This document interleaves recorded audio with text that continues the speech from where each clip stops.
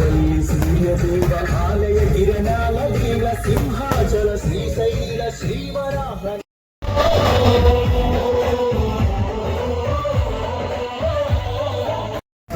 శాసనసభ్యులు గారు వస్తున్నారు. అందరూ మీ బైక్ స్టార్ట్ చేసుకోండి.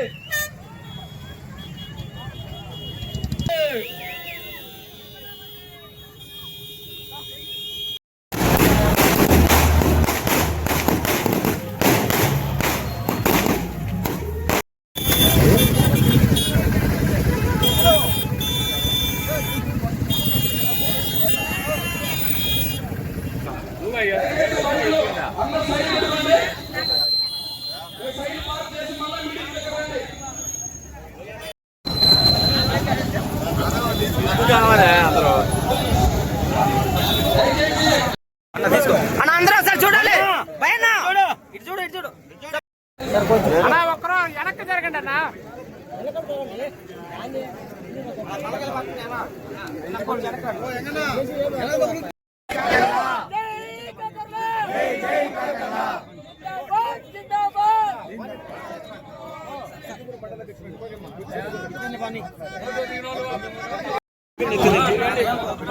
దయచేసి అన్ని మండలాల కన్వీనర్లు ముందుకు రండి. అన్ని మండల కన్వీనర్లు దయచేసి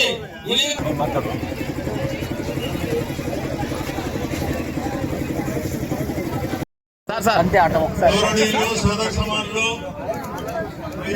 మదన్ ఎట్టు చూడన్నా.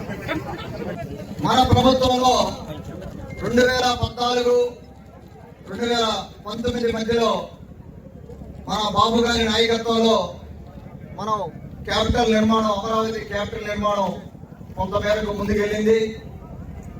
తర్వాత వచ్చిన వైసీపీ ప్రభుత్వం పూర్తిగా దాన్ని వెనక్కి నెట్టి 3 ముక్కలాడిన సంగతి అందరికీ తెలుసు.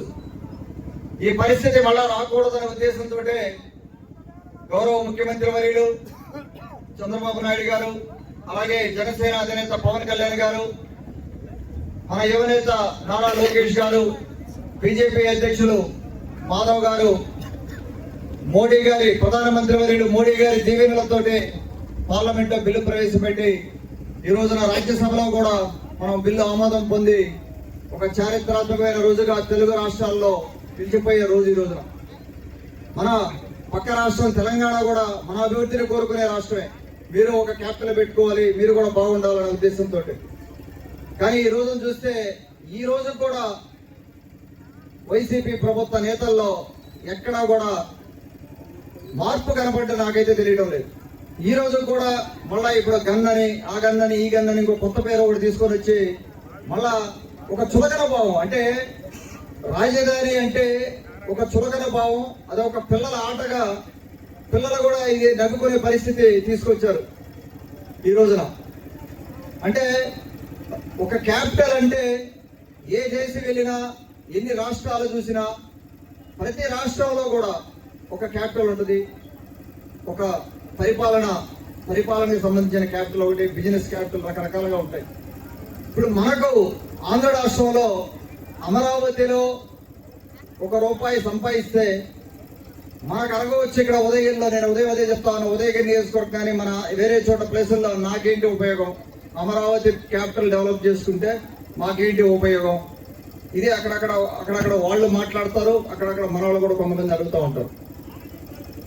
మనకు ఒక్కసారి చూసుకుంటే మీరు స్టేట్ స్ప్లిట్ అయ్యాక 2014 నుంచి ఈ రోజుకి 26 చూసుకుంటే దాదాపుగా 12 ఏళ్ళు.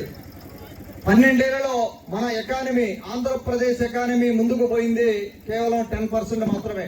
అది కూడా మన బాబు గారు తీసుకొచ్చిన కియా ఫ్యాక్టరీ వల్ల కొంత ఎకానమీ గ్రోత్ వచ్చింది, మన జీడిపి పెరగడం జరిగింది. ఆర్గానిక్ గా కొంత గ్రోత్ వచ్చింది తప్పితే అంతకు మించి ముందుకెళ్లిన పరిస్థితి లేదు.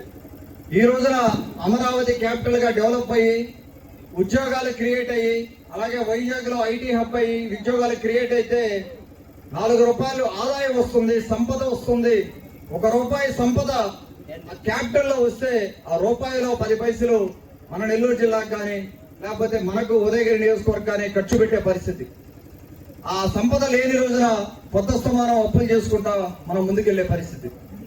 క్యాపిటల్ కి అంత విలువ ఉందంటే కేవలం పరిపాలనా సౌలభ్యం కోసం మన అసెంబ్లీ కోసమో లేకపోతే సెక్రటేరియట్ కోసమో గవర్నమెంట్ ఆఫీసుల కోసమో కాదు క్యాపిటల్.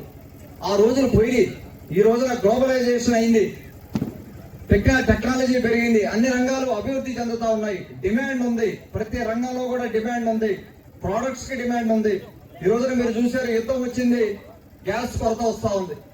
అదే కనుక మనకు కంప్రెసర్ బయోగ్యాస్ లేదా గ్యాస్ ఉత్పాదన మనం కానీ చేసుకోగలిగితే ఈ రోజున ఒకరి మీద డిపెండ్ అయ్యే పరిస్థితి లేదు. రాబోయే రోజుల్లో, రాబోయే 100-200 సంవత్సరాల్లో అమెరికా లాంటి దేశం లాగా మన దేశం కూడా ముందుకెళ్లే పరిస్థితి.